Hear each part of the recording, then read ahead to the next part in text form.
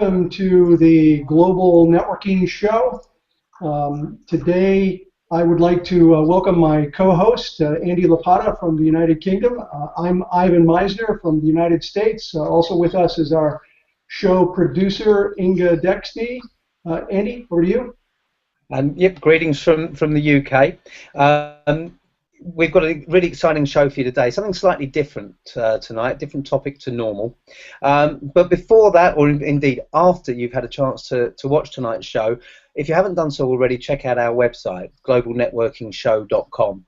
We've had a number of shows now. We've had some fantastic guests, some excellent debates, and they're all there. So have a look, globalnetworkingshow.com after the show tonight, and you'll have a chance to catch up on everything that's gone before. Today, Andy and I are really delighted to welcome two guests who we know are both going to contribute to, I think, a fascinating discussion. Our first guest is Ocean Robbins. Ocean is the co-founder and CEO of the 150,000-member Food Revolution Network. He's an adjunct professor at Chapman University's Peace Studies Department, co-author with his father, best-selling author John Robbins, of Voices of the Food Revolution. At a very early age, Ocean actually started his own bakery, Ocean's Bakery, which sold natural and organic baked foods to hundreds of customers in his neighborhood. At 16, he launched the Youth for Environmental Sanity, and he directed that organization for 20 years. Ocean has spoken in person to more than 200,000 people all over the world. You can learn more about his work at foodrevolution.org. Andy? And about 10 years ago, I was very lucky and I met a nutritionist from South Africa who was over in the UK at a conference, Celine Erasmus. And one of the things we're going to talk about today is how your network drives your health, and Celine was really the trigger for that for me. I was very lucky to go, not just meet her when she came over, but when she was over again and again. I went to her workshops, listened to her speak, learned from her, read her book when it came out, and it's really had a huge impact on my own approach to diet and approach to nutrition. Also been lucky enough to work with and see Celine speak in South Africa as well, and constantly recommend her whenever I get the opportunity. So also delighted to welcome Celine onto the show tonight. So before we get started, let me introduce you to our show producer, Inga Dexney, who will let you know how to participate in today's show. Hi. So if you're watching us live, please join in the show by sending us your questions. You can tweet us using the hashtag GNetShow or post your questions here in Google Hangout, and we will try our best to respond to all of them. Thank you. Thank you, Inga. So today's show is kind of an interesting topic. Most of our shows are about networking, and this is about networking, but it's about networking as it applies to health. And I'll tell you how I started thinking about this topic. I read a book by a good friend of mine, Dr. Wayne Baker, many years ago called Success Through Social Capital. And he made what I thought was a really bold statement. He said, people with strong social support networks enjoy better physical and mental health than those without such networks. Not only are people with good support networks less likely to become ill, but when they do, they recover faster. Okay, so when I first read that, I thought, oh, please, really? Come on, how's a network going to help you become healthier? And then 2.5 years ago, I was diagnosed with prostate cancer. The first thing I did was go to my network. I went to people who I knew and talked to them about what they did to get healthy. And I'm really pleased to tell you that after 2.5 years, I got a report back literally last week that said that I am clear and cancer-free, totally in the normal range.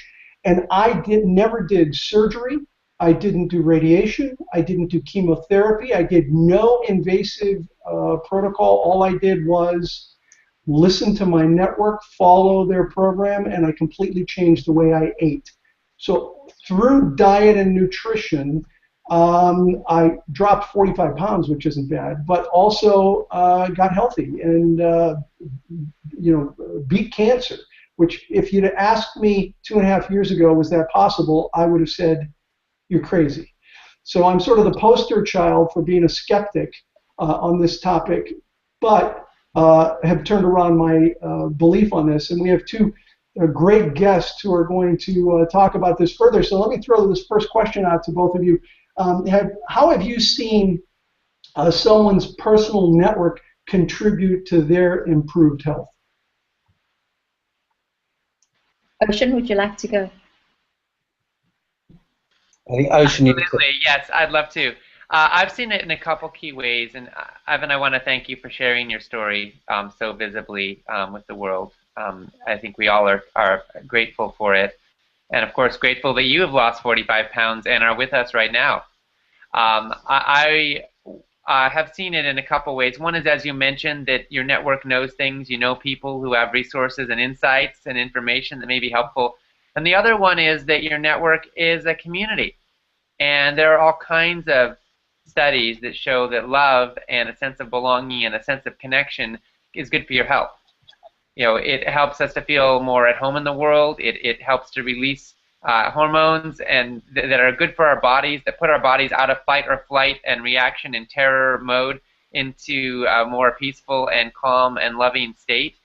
And we've seen in study after study that laughter and humor and love and joy and connection are actually some of the strongest indicators for a person's long-term health outcomes. So there's no question, you know, create environments that help you to thrive, that help you to want to live, that help you to love your life in ways that are honoring and respectful to your body. Obviously, I'm not talking about going out and partying every night and getting drunk till 4 in the morning. That's probably not good for your health. But I am talking about love and community and connection. Studies have even found that people who belong to bowling leagues last longer. People who belong to faith communities last longer. The bottom line is that you know, one of the most powerful indicators, if you're going to look at whether someone's going to have a long, healthy life, is going to be what is the strength of their social networks and their community. Thank you, Celine. I absolutely agree, and I think I've often had individuals find me through a network, through a referral, and in terms of just the social media, online community and networking, I recently launched an app, so I've done quite a bit of research in that space, and we see that with the trend of increasing usage of mobile health tools and how important communities are and the ability to be able to use an app and communicate and track and ask people questions and create almost tribes, it has a wonderful motivational impact and helps to sustain behavior change. By the way, one of the resources that Dr. Baker mentioned when he said that you'd be healthier if you have a powerful network are little organizations like the Journal for Behavioral Medicine and the American Journal of Epidemiology. Both of those have done research that show that a powerful personal network actually helps people become healthier. And my own experience is not as powerful as yours, Ivan, in that mine was just about losing weight and just getting fitter.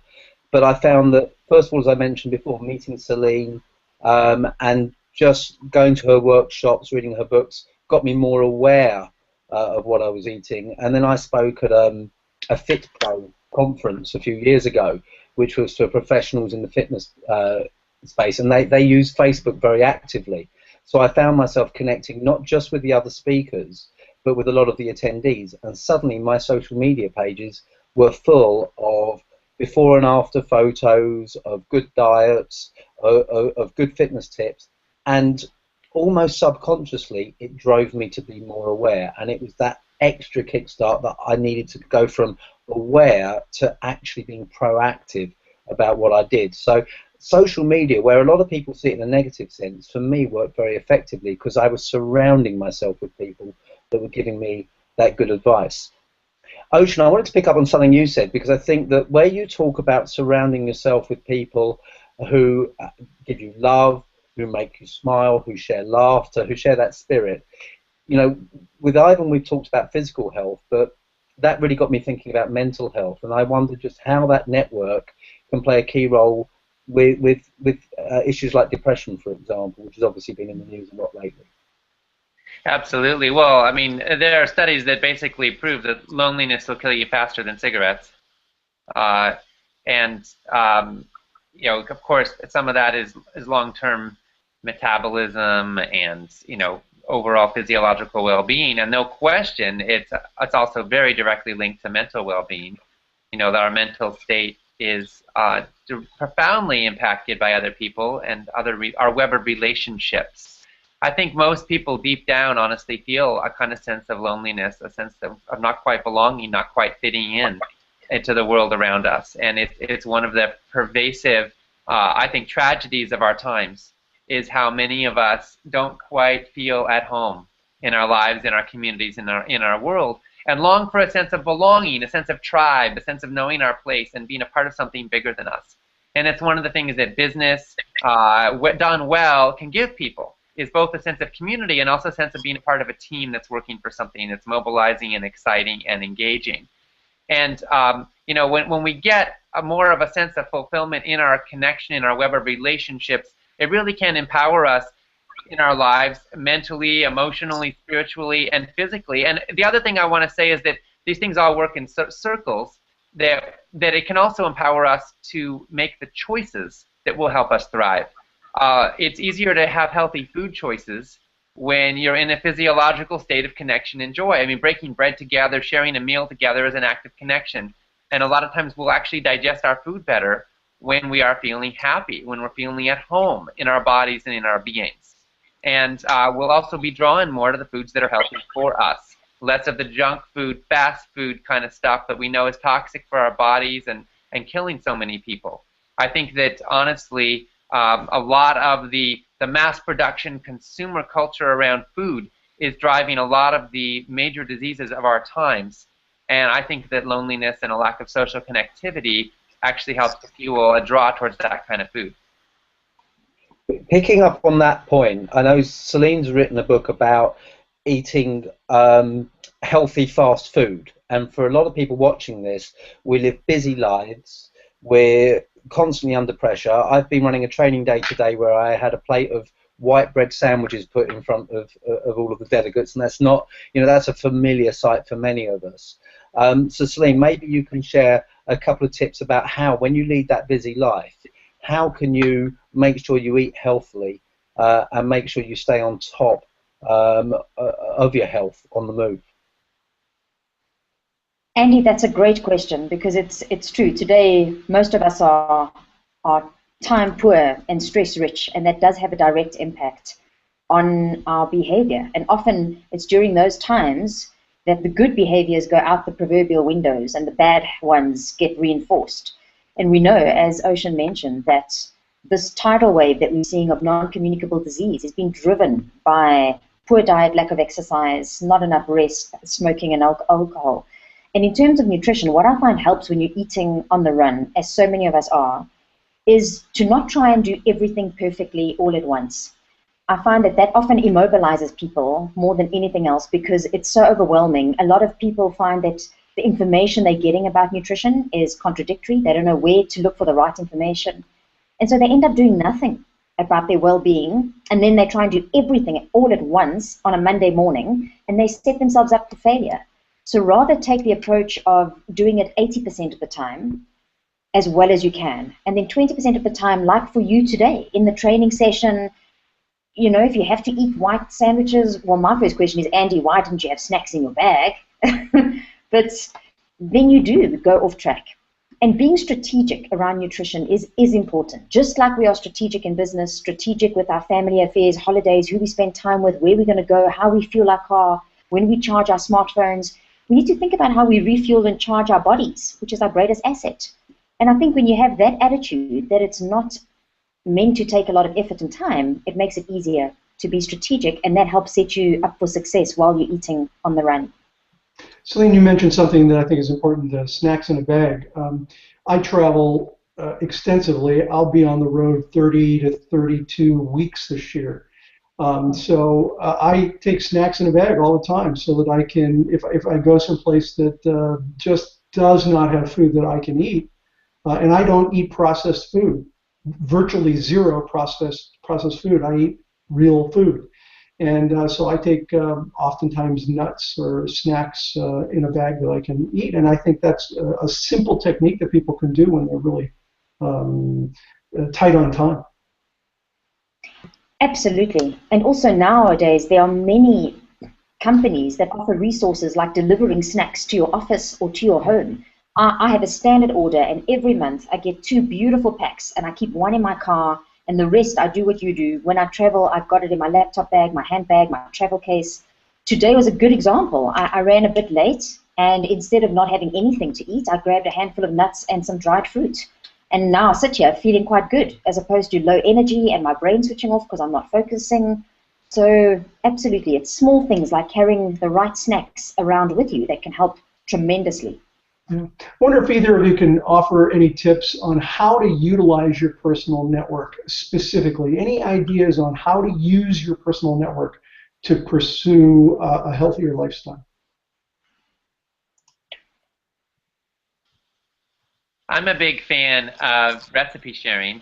I think that if you find a community of people who are wanting to get healthy with you, wanting to move towards healthier food with you, it can be really potent to share new recipes you find that, I look for a combination of things that are easy, that are in my budget, that are delicious, and that are healthy.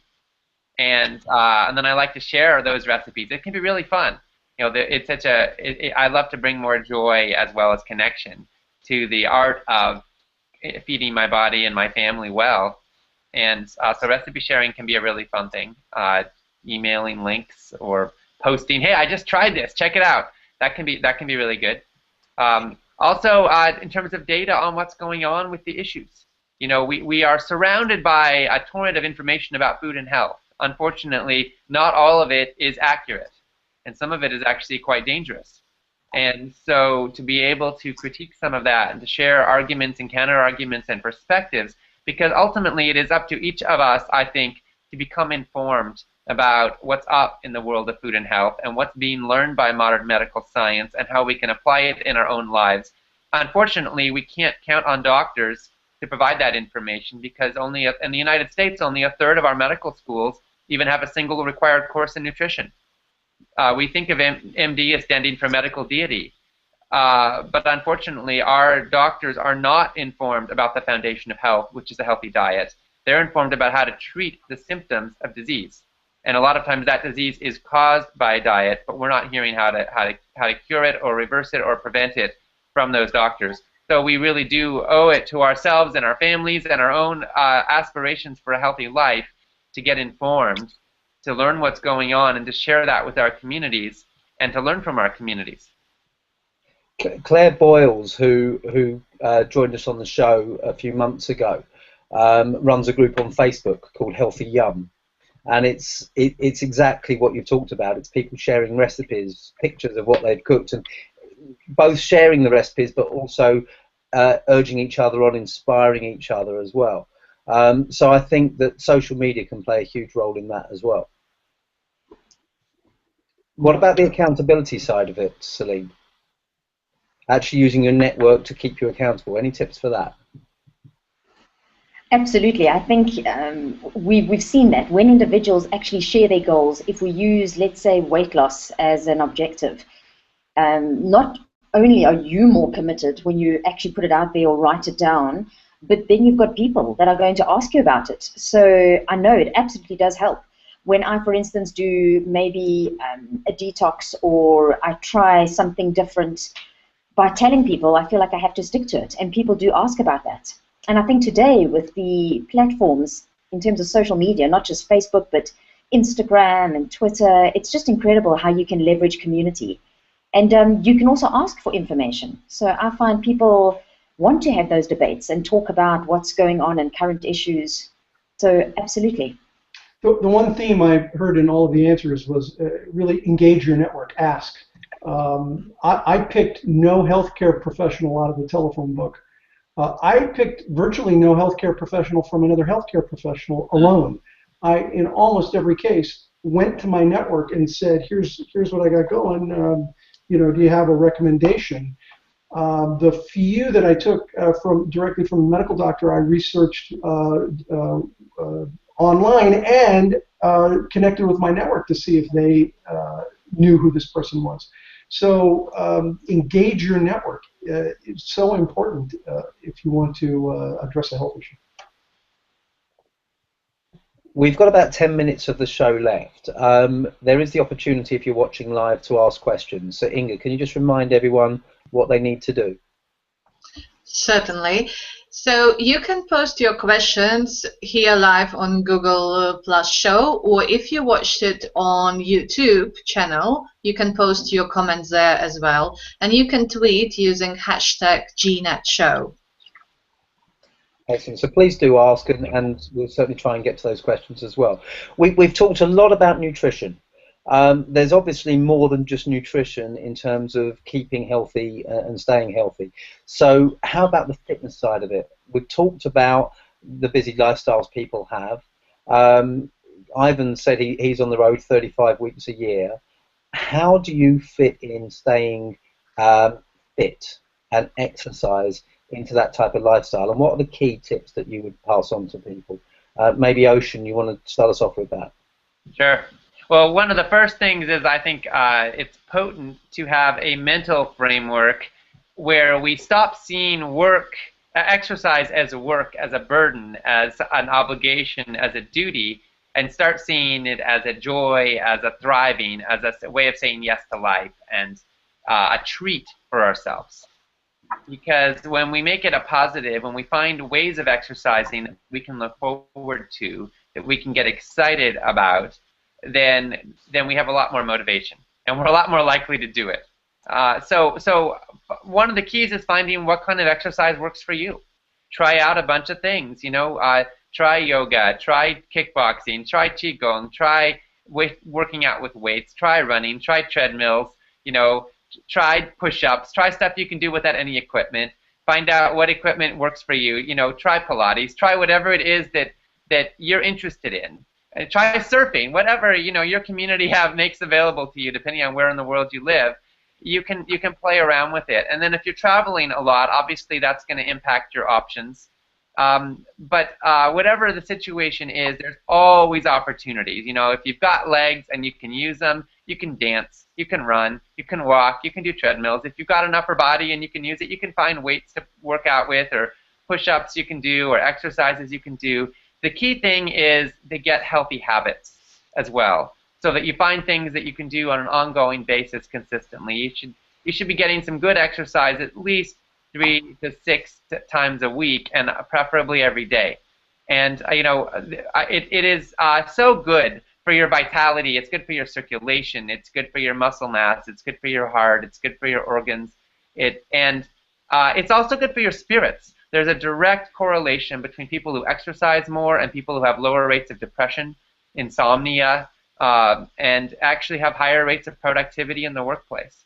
So exercise is good in so many ways, and it's a key. The key is to find what is it that helps you to actually do it.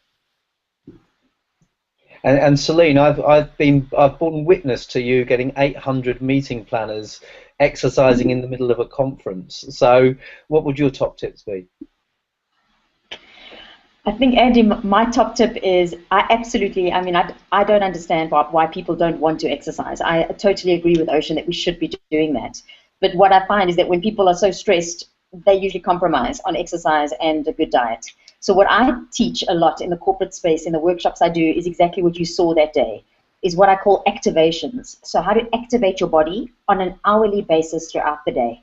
Because there's a lot of science that now shows and substantiates that very simple techniques, like the work by Amy Chuddy around posture. So by simply sitting upright, by taking deeper breaths, you actually start changing your internal chemistry for the better.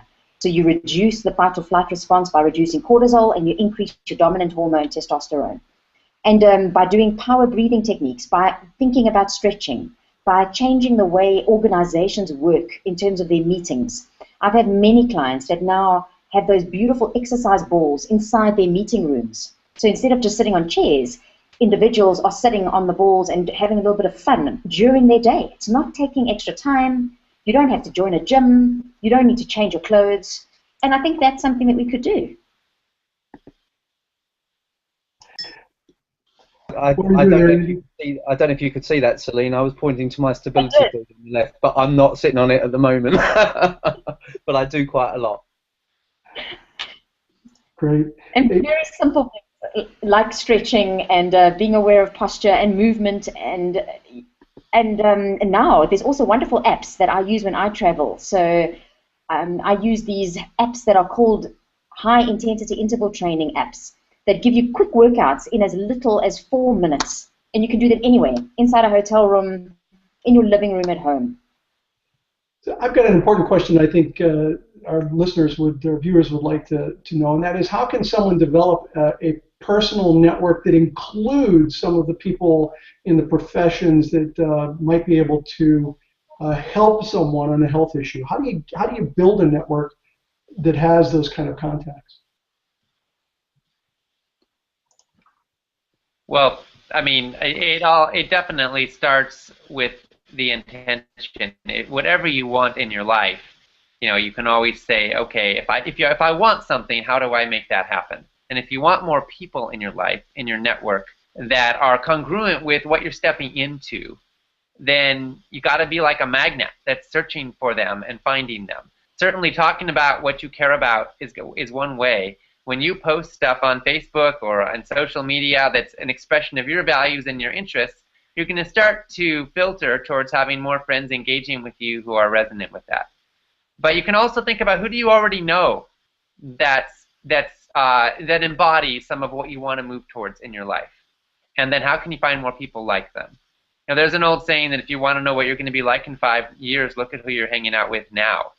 We so often are deeply impacted by the people around us, the people we associate with.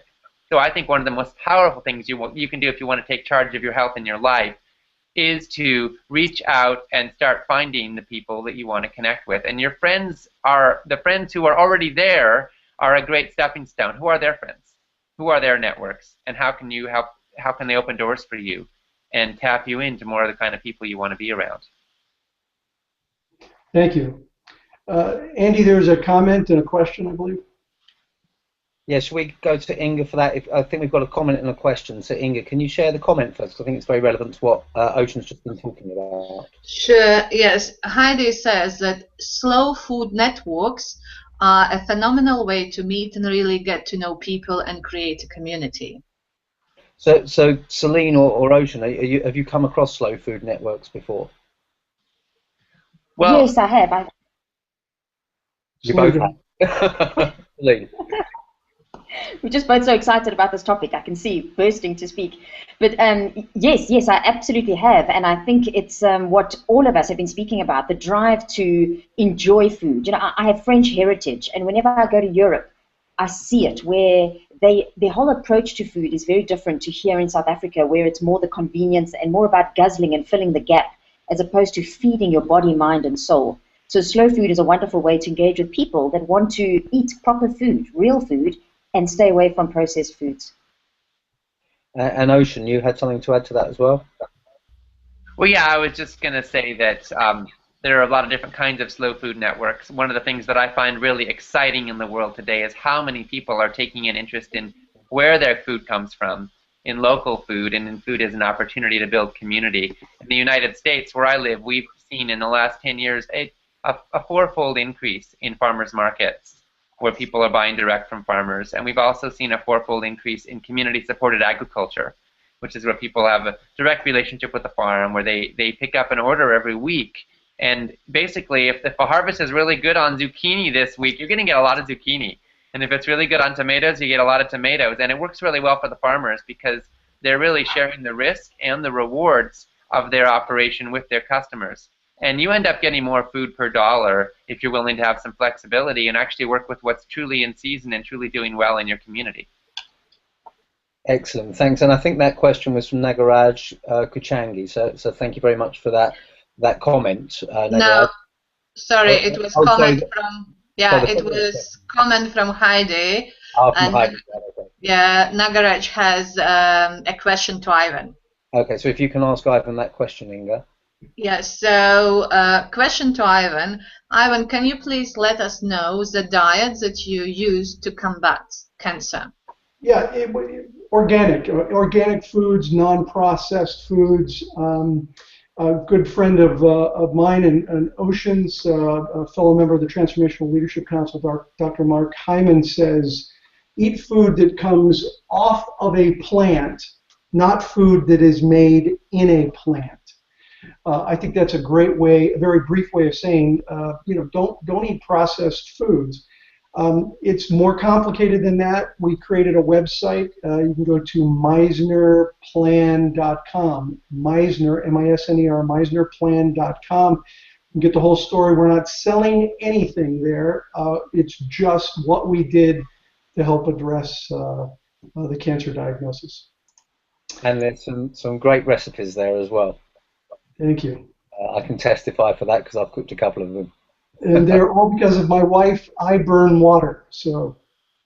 Excellent, excellent. So thank you very much. That's all the time we've got for the Global Networking Show today, which is a great shame. But thank you very much to Celine and to Ocean for joining us and sharing their wisdom. And thank you very much to Inga for making this all happen.